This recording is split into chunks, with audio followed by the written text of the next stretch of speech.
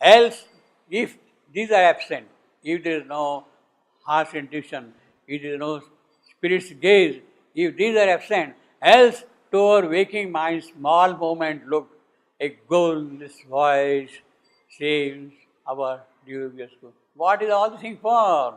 We are not able to understand the meaning of our existence. We come, we live, dance, do, etc., all the kind of things. But ultimately, for what? We don't understand it. Means we don't really meet a moment of genuine crisis in our life to stumble upon this kind of a thing.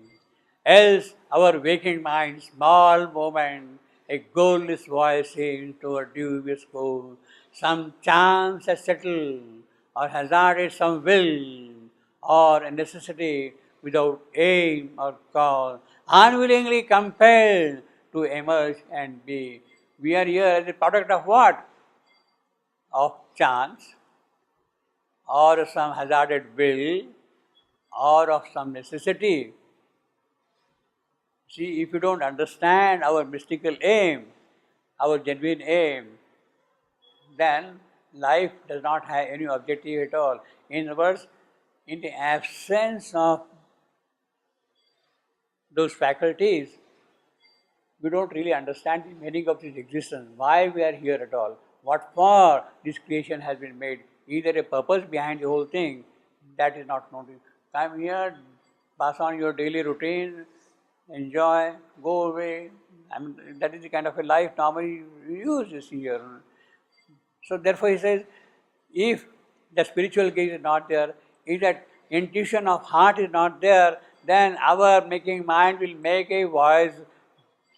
This you see. It becomes a chance. Yes, we have come here by chance. We have not come here with any intention, with any purpose. If it happened to be there, we are there. So if it happens to be there, it means that we can also go by chance. So it means that the substantiality of our existence does not present itself, you see. Chance or hazarded some will, somebody has willed it and therefore we are here. Or necessity, yes, in the process of this creation, it is bound to happen that way, therefore we are bound to here. A kind of a mechanical existence is there because of that, you see. Well, these images, chance, necessity, will, they belong to the typical Greek metaphysics. To the typical Greek. Either it is a chance or a necessity. Ananki, that is the rule of law, you see. Unwilling, compelled to emerge and be. We are not aware of it, but something has happened and therefore I am here. Something has happened, what purpose? In the world, my presence, my existence here is so precarious, so futile, so meaningless, if it is there is like that. In this dense field where nothing is plain or sure, that is what happens now. In this dense field where nothing is plain or sure, our very being seems to us questionable. Why am I here for? What is the purpose of my being here? Am I really existing? That itself becomes a question.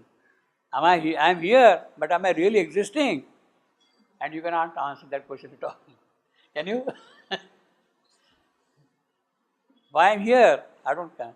Becomes a question at all. In other words, I can't prove that I am here. I can't disprove also that I am not here. In fact, the whole process is like that. You can't prove that this is a pen. There is absolutely no way of proving that this is a pen, a writing of things. You might describe it, if you do this, you do that, etc., this will happen. And you may put a tag pen, but you can't prove that this is a pen. In words, we go by tags. We go by tags and certain familiar descriptions of things, you see. That if you take a paper, or you take a pencil or something and write, this will happen, that will happen, etc., etc. So that is a description. You can't prove, I can't prove that it's a table. There is absolutely no, I can describe and put similarities and say this is a table, this is a desk, this is a chair, or you people are sitting there. I can't prove that. Impossible, you see. So, therefore everything becomes questionable, that you see, what we are. You see. Our life, a vague experiment, the soul, a flickering light in a strange, ignorant world. So, a flickering light, that's what will happen, you see, when the mind is only a flickering light in a strange, ignorant world. The earth, a brute, mechanic accident. Yes, it happened to be, somehow stumbled into space and got caught by the sun and started moving. See. How, etc., for what purpose? Nobody knows. It cannot know. They are a brute mechanical accident, a net of death in which by chance we live. Yeah, in fact, the whole thing is a world of death only. And if we are living here, we are living by chance, by accident. We are alive here. But what is the purpose of that thing? We have no idea at all. So this is what happens if you only give it mind. If the inner gaze, the spiritual gaze is not there, if the harsh intuition is not there, then these are the mechanical consequences of our reasoning which will follow. See. All we have learned appears a doubtful guess. Yes, I told you, can I really call this thing a table? I start doubting. In fact, then you go, all appears a doubtful case. This is Descartes. You keep on doubting till doubt itself becomes a doubt. This is pure Cartesian philosophy. All we have learned appears a doubtful case. Skeptic, he was a skeptic, you see, great skeptic, you see. And he kept on questioning. Ultimately, that itself disappears. It cannot prove anything. All we have learned appears a doubtful game.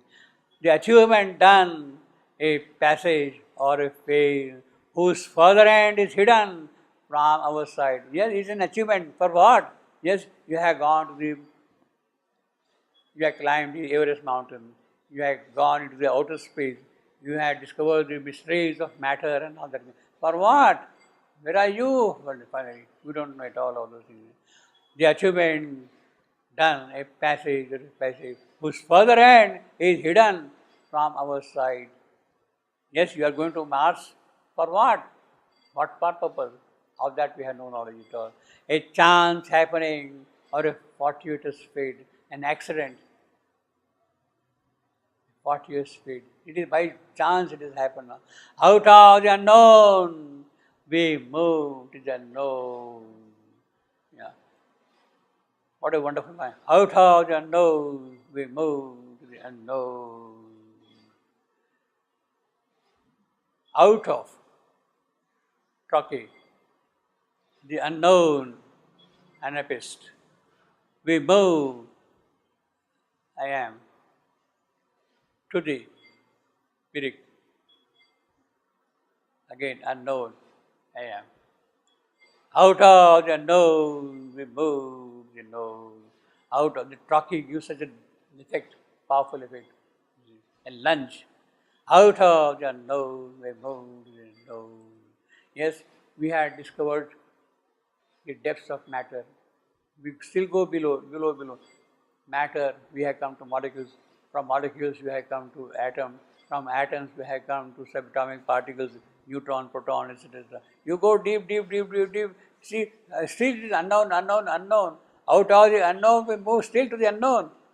What is it all there? We have no idea at all of that kind of a thing. You finally say, yes, all are fermions and bosons, but that is also an unknown. It is a label, it is a tag. We don't know at all, you see. So that change is constantly there because it is our mind which is operating here. Now this line, out of the unknown, we move the unknown. It is a kind of an echo of the idea that we have in the Taittiriya Upanishad. From the home of bliss we have come, to the home of bliss we go. From the home of bliss we have come, to the home of bliss we go. Out of the unknown, we move to the unknown. A kind of an echo of that, you see. We have come from the home of bliss, we go back to the home of bliss, you see. The Taittiriya Upanishad speaks of that, you see. Ever surround our brief existence here. Grey shadows. Our existence, which is very brief, is surrounded by shadows. That is what we are. Therefore, we are moving constantly from shadow to shadow, from unknown to unknown. You see. Our ever surround our brief existence here. Grey shadows of unanswered questioning. Is that really matter? Is that really matter? Is that really matter? We cannot answer anything at all. In fact, we have done so many wonderful things. We have discovered also many things. Yet the basic questions have remained unanswered. We don't understand. You see, we had discovered all kinds of medicines. We had discovered all kinds of things of health, pharmaceutical and all that thing. Still, we don't understand what is it that causes death to life when life enters into matter. When life accepts the conditions of matter, why inevitably death is present there? Of that we have no knowledge at all, that basic knowledge. We don't even ask that kind of a question at all, you see. Where does that exist, you see? That we don't know at all, you see.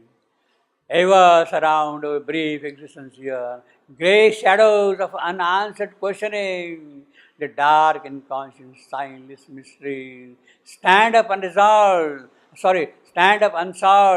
behind fate's starting line. Yes, they remain unsolved, see. Those mysteries remain. See, he's talking of now bigger things. He's talking about bigger things. I am giving a little example. You see, our scientific discoveries or philosophical discoveries, they don't really ask this kind of questions here, but stand up behind fate's starting line. Has started, fate's line has started, but behind that is what? The dark inconscience. For what, etc. Of that we have no idea at all, you see.